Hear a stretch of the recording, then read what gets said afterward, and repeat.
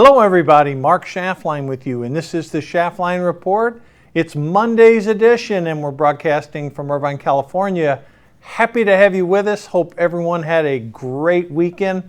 Boy, I tell you, I know it was hot across most of the country, but I got to tell you something. When I see a coordinated hit job, and I mean this was coordinated, folks, starts with the New York Times, the Democrats plant the story, it goes on all the major Sunday morning news shows.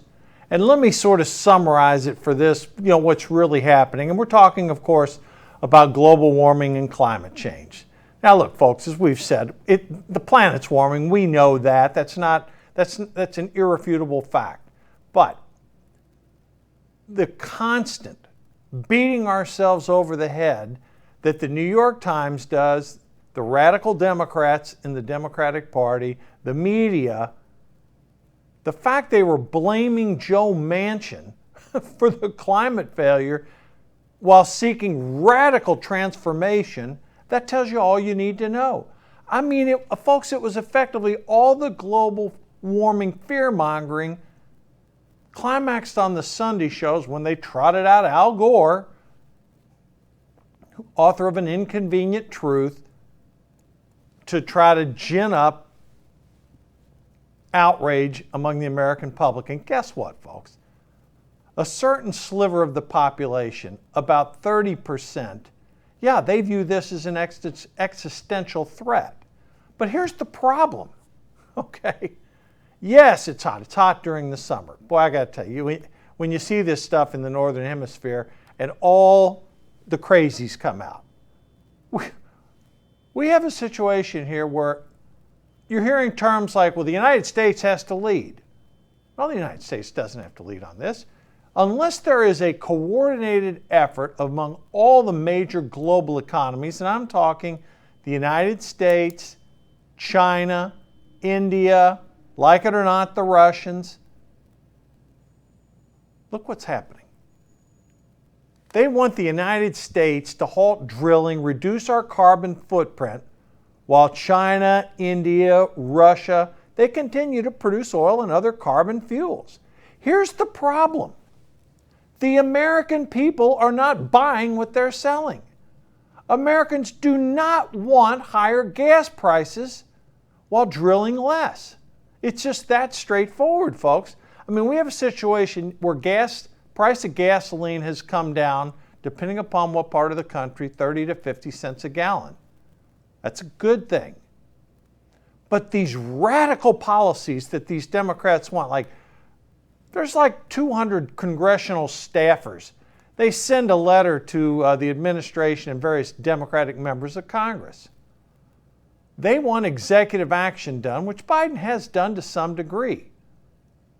But what this is, folks, it's really a political game. These staffers are outraged. They don't feel Biden is moving fast enough. He didn't have the votes. And the fact of the matter is, administration folks had to delete their Twitter accounts. They had to hide what they were really believing. We've told you this on the show many times.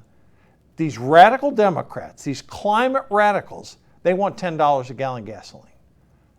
The reason they want it is so that people will drive less. It's just, in this piece on the supply demand, they're right. You get $10 a gallon gasoline, you are going to drive less. That's simple economics. And what's Biden's response? Well, we need to elect more Democrats. Excuse me. How in the world are you going to elect more Democrats when the Democratic radicals in Congress and those radical staff members, they don't get a bill approved that they want, so they send a letter to Biden saying, we need to stop this pipeline. You need to outlaw coal. You need to all kind of crazy stuff because they didn't get their way legislatively. That's the way these radicals and these liberals and the Democrats, they always act. They can't get their way, so they cry, they scream, they shout, they gaslight you. Gaslighting means just they continue to lie after lie, hoping you'll believe it. No. The fact of the matter is, folks, the Chinese are literally, as we speak, building coal-fired power plants. The Indians, they have a growing economy. They are using an all-the-above approach. We'll take whatever coal we can get, oil, natural gas, wind, solar, biomass. And yet here you have these radical Democrats saying, no, the United States has to lead. Why? Are we going to be the country of stupid? Let me get this straight. So while demand for energy is increasing, these radical leftists want us to stop various drilling projects currently on the way or pipelines that are currently functioning. You know what's going to happen if those policies were implemented? Gasoline prices would go right back up. You'd have $7 to $7.50 a gallon gasoline literally within a week. And this comes as these climate alarmists are raising the sounds. Look, folks, it's hot everywhere in the summer. There's fires. We know that. And we're not suggesting that there's not an increase in temperatures across the planet. The problem is these solutions being suggested are farcical. They're not realistic. What do you want to do? Have the United States, which the Biden administration effectively did, stop producing oil and gas so we have to buy it from other parts of the world? Folks, there is demand for the product, and therefore it's going to be produced. Now, have our energy companies done a great job in reducing the output of pollutants? Yeah, they have. They've done a really good job. But no, not enough for these global climate alarmists. No. Again, to them, there's one issue. But the American people, that's not what's important to the American people. What have we said over and over? Of 20 issues that the American people really care about, this one ranks 17th or 18th. And despite the left wing and the media in their effort to fearmonger, no, not going to work. Because the reality of it is this: what these radical climate activists want you to do will have a significant negative effect on the middle class and lower income class of Americans. That's who gets hurt the hardest here. But it's just amazing to me. Americans do not want to pay higher gas prices, and that's the price you pay for what these radicals want to do. Folks, the truth of the matter is, and we've advocated this, we want wind, we want solar, we want biofuels, we want natural gas, we want nuclear, we want oil, and we want coal. We want all the above approach. Because as you approach it from that aspect, prices could come down. But see, that's where the rub is. The Democrats do not want the prices to come down. They want you to pay more. Why? Because the more you pay, the less you'll use. It's astounding to me. But that's the world we live in right now. Now, let's fast forward this to how this is going to affect us. Okay, so we've all talked about what's happening in the economy right now. And again, we watch the Sunday shows, so you don't have to, because frankly, some of them, it's the same story over and over. So let me pivot off of the media star Al Gore and his inconvenient truth, an appropriately named title, by the way. Treasury Secretary Yellen made the rounds. And I'm going to say something a little controversial here. A lot of my conservative friends will disagree with this. But Yellen was championing the fact we have a path to avoid a recession. Now, we had negative economic growth in the first quarter, just under negative 2%. The numbers come out this Thursday. There's a belief, and many of Schaffline Report guests have talked about this, from Dr. Bussler to Dave Bratt. There's a better than 50% chance we're going to have a negative economic growth in Q2. Now, by classic definitions, 2 consecutive quarters of negative economic growth constitute a recession. Now, Secretary Yellen was on all the shows saying, well, that may be technically true, but ultimately what happens, folks, there's a Bureau of Economic PhDs. It's a relatively small group. That's actually the group that makes the decision about whether we actually are in a recession. Now, let's backdrop here. Classic definition, 2 consecutive quarters of negative growth. So if we have negative growth when the number comes out on Tuesday for Q2, that would have effectively put us 2 consecutive quarters of negative growth. And now all my conservative friends in the media and around the country, businesses are saying, well, that means we're in a recession. Shocking, I'm going to tell you, no, I don't think so. Because yes, we might meet the classic definition of it, but I'm going to sort of agree with Yellen here on one piece. When we created 300,000 plus jobs, which we did last month, it's like north of 350. And when we have unemployment rate at 3.6%,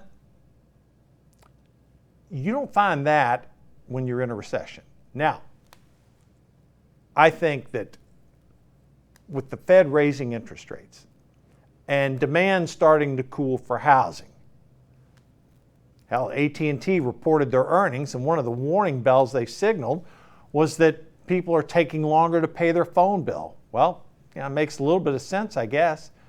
The first thing you got to pay for your shelter, your roof over your head, whether you own a house or rent it. You got to pay the utility bills to keep the power on. When it's hot in the summer, you want to have AC, and when it's areas where it's cold in the winter, you want to have heater heating oil. You got to put food on the table. You got to put gas in your car to go to work. So, everybody thinks, well, I have to have a phone. Well, the phone may not be a priority over a roof over your head, gas in your car, food on the table. So AT&T sort of sounded a little bit of a warning there. But anyhow, the point is, we may be approaching a recession, and if that number comes in negative, basically the Biden administration is trying to pre-spin this, saying, no, the economic conditions, we still can get a soft landing. That may be true, but we're not there yet. We could go through a hard landing also. So Yellen was basically out saying, she's like giving you the preview. In the event that that number is negative, she's saying, well, yes, 2 consecutive quarters would meet a technical definition, but the only official group that tells us if we're in a recession or not comes from like this Bureau of Economic Advisors. Bureau of Economic, some group, I can't even remember the damn name of it. But that will be components of it. Now there's other things happening too. What's the consumer price index? Well, we've talked about that. It's above 9. What's the producer price index? So that was in double digits. That was 11% increase. So there's some warning signs out there. But again, employment's still strong, job growth is there. So I'm not going to sit here and tell you 100% that if it comes out with a negative number that we are. Let's take a look at that number on Thursday, and we'll talk about it on Thursday's show. But let's not jump to conclusions here. I think we're in for an economic slowdown. I think that slowdown's going to hit Q3 and Q4 because these interest rates rises have taken place. Heck, Larry Summers went out on a limb and said, if we really want to slow demand, we should raise taxes. Well, by simple economic definition, that's true. If you raise taxes, you take more disposable income out of your paycheck, then you're going to spend less. Okay, but politically speaking, think about this. Who in their right mind would want to increase taxes while the country is in a recession, if it's in a recession, or headed there? Politically, that's not going to happen. It doesn't have the votes to even get close in the Senate. Those crazies in the House could vote it for sure, but not in the Senate. So a lot of economic news is going to be coming out this week. And my point in going over this with you is, let's not buy the Democratic propaganda that there is no recession, and yet let's not just jump into it and say, oh yeah, we're definitely in it. Let's analyze the data as it comes in this week, and then, as we always do, let's make some practical analysis. We'll cut through the propaganda for you. You don't have to worry about that. And then we'll, I think, come to the right conclusion as the week moves on. So, we've talked about the climate issue. We've talked about the economy. And again, folks, not to confuse things. The economy, gas prices, food prices, the economic situation, that's where Americans' minds are right now. I saw a thing earlier today, roughly 50% of seniors aged 65 and over having a hard time meeting ends meet.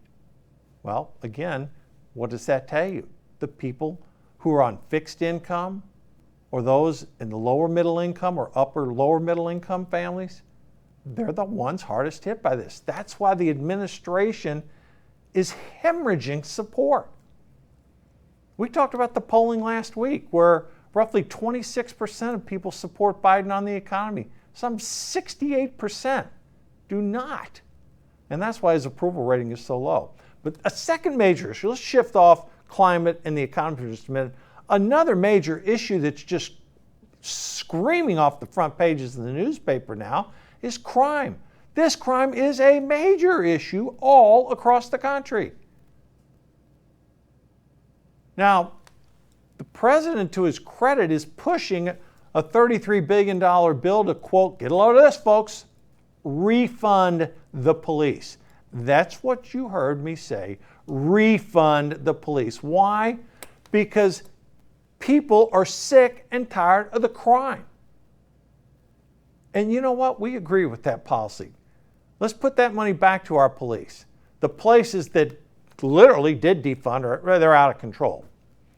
Places like Portland, Oregon, Seattle, Washington. Oh, horrific. And folks, in Lori Lightfoot's Chicago over the weekend, 60 more people shot, 3 killed. I mean, what do they call it? Chirac? That's the nickname? Terrible. And here's an interesting thing, and we talked about this a little bit last week, folks. These Democratic big city blue mayors are now begging the federal government to help them as all the migrants are arriving in their sanctuary cities from the border. Whoa, Texas Governor Greg Abbott and Arizona Governor Doug Ducey, they were smart. They said, okay, you're going to have an open border policy, and we're trying to spend Texans' money and Arizonans' money to protect our border, and we're taking all these people in. Fine, we're busing them to the deep blue cities. That is a brilliant idea. Send them to sanctuary cities, Washington, D.C., New York City, whatever deep blue city you want to pick.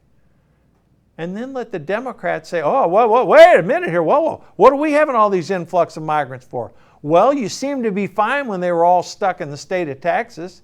You seemed to be fine when the federal government, under cover of darkness, was flying them out of South Texas into northern cities.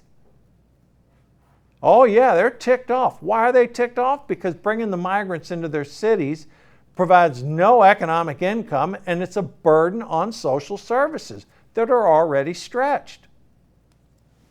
So when you see these situations happening, kudos to Greg Abbott of Texas and Doug Ducey of Arizona. Smart move. And all these Democrats that want open border policies, the radical left. I'm not talking your run-of-the-mill Democrat. I'm talking about the radical lefties that want to just see an implosion of people coming across that border. And you know what, folks? I'm going to segue into our next piece here. Their strategy is backfiring. Not only do Americans want to have a secure border, they do not approve of an open border policy. And when DHS Secretary Mayorkas stands up there at a conference and says our borders are secure, people laugh. They know it's not true. You don't have 200,000 people a month coming across that border and say it's secure. It's not. And that's why, folks, the Hispanic population, we predicted this earlier in the year. We said, you know what's going to happen? People are going to be so ticked off about it that a majority of the Hispanics living in South Texas will flip their vote from blue to red. Damn near, it happened. And get a load of this, folks. The Democrats were banking on this demographic shift in the country to propel them into power forever. Well, guess what? Only 19% of Hispanics support the president. And like we talked about earlier, 64% of Democrats do not want Biden to run. Now, another poll came out, it was a little bit less than that. But you get the point. When Democrats are telling you they don't want the president to run for re-election, well, that's going to be the telltale for whether he does or doesn't. But when you think about these policies, open borders, people don't like open borders. Crime running out of control, people are fed up with that. Inflation, gas prices, rent prices, and now you have the Greens on top of that, wanting to push this Green New Deal stuff and radical change to our gas and oil and energy policies. So what? We end up reducing our carbon footprint while China, India, Russia increase theirs? Doesn't work. That's why Americans are so ticked off right now. Now we're going to get into a little politics for you. You know, we love to do politics here. So let's talk about this. Turning Point USA, a group of young Republicans, they held their convention this past week, and really it's interesting. The highlight of the convention came to be a straw poll for the 2024 nomination, and to nobody's surprise, Donald Trump gathered 49%. I was a little surprised he wasn't above 50, but he was about half, call it that. Ron DeSantis came in second at 24. Let me explain these results to you. Look, on one hand, you can say Trump has lost some support, which he has. And Ron DeSantis is picking up support. DeSantis is in a great position. But there was a long list of people also that received votes. But, you know, the media tries to discount people that weren't in the top tier. Mike Pompeo had 2%. Nikki Haley was there. Mike Pence gathered support. Tim Scott. I mean, I could name more, of course. We talk about them. Republicans have a very deep bench. Now, my own personal opinion, I've shared this with you, I think we're going to have a large field running in the Republican primary, Donald Trump or no Donald Trump. I do expect Trump to run, and I expect that there's going to be 5, 6, 7 challengers for him. We'll see how it plays itself out. But I believe, and I told you this last week, I think there's going to be multiple challengers for both political parties, whether Donald Trump runs or doesn't. Same with Joe Biden. There will be Democrats challenge Biden if he runs, and there will be a dozen of them that run if he doesn't. Now, let's focus on the 2022 election. Okay, look, we've talked about what's called the generic congressional ballot. This is one where you just ask a generic question. Do you prefer a Republican or a Democrat? Well, the real clear politics average right now is Republicans +3. Typically, that poll has a little bit of a bias against Republicans because of the slight Democratic edge. But let me give you some numbers here, folks. Trafalgar had us at +8. Trafalgar only nailed the last 2 elections within a point. Rasmussen has us +10. Emerson has us +1. It's amazing. I listen to some Democratic pollsters get on and say, oh, the Democrats have caught up. This is going to be a lot tighter. I still believe, based upon these numbers I'm seeing, that I think the Republicans will win the House by anywhere 20 to 30 seats. Some people are saying, oh no, Mark, you're way conservative. It's going to be a blowout, 40 to 50. I don't see that.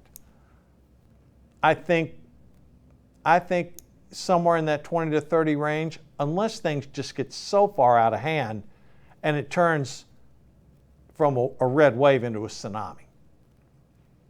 Now, the Senate, boy, it all depends on the Senate race of about 6 or 7 states. There's like 47 seats locked in Republican, 46 Democrat. There's about 7 toss-ups. I think that one's going to be much harder to handicap because those races literally could go either way. You know, I'm talking Georgia, Wisconsin, New Hampshire, Nevada, Arizona, a handful of others. So the political season, it's fast going to be upon us. You know, the House and the Senate go for their August recess pretty soon, not too far away. That's why they're pushing to get as much done as they can before.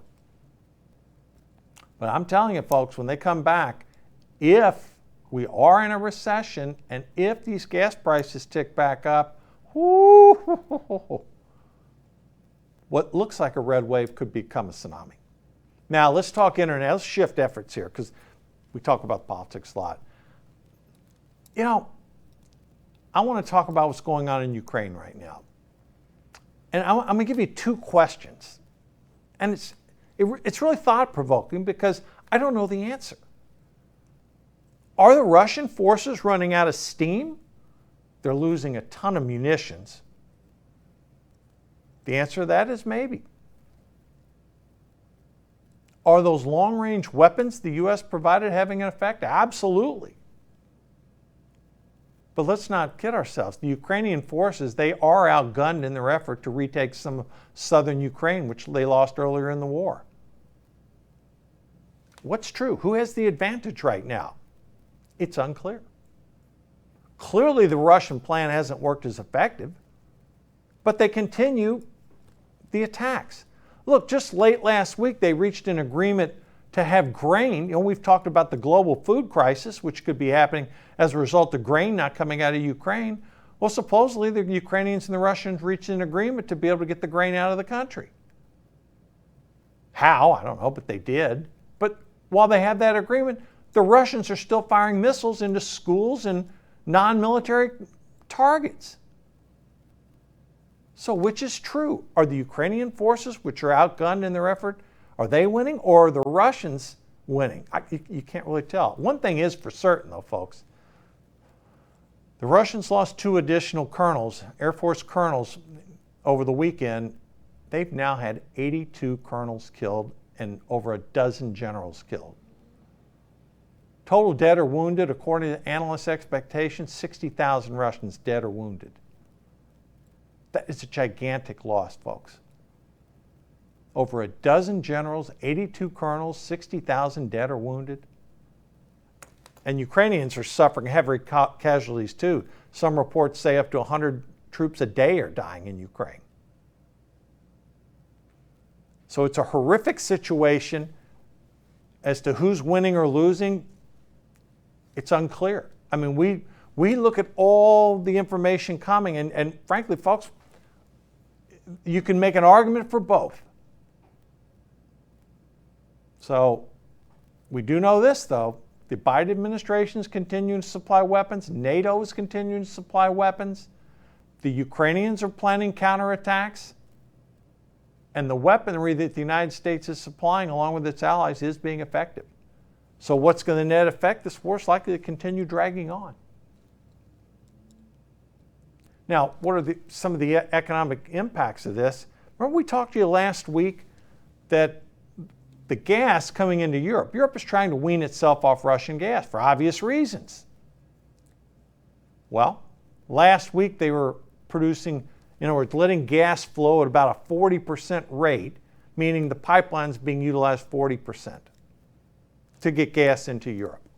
Well, this week it's down to 20. And why is that? Well, the Russians are blaming they had turbine repairs. Could be the case. But the fact is, Europe is dependent upon, to some degree, that Russian gas. And as we get, we're in the middle of a heat wave right now in Europe, and it's the middle of the summer. A lot of people couldn't turn their air conditioning on in Europe because they didn't have enough rationing of energy supplies to meet it. You imagine sitting out there in 100 degrees heat with no AC? Well, that's what it was like in part of Europe this past week.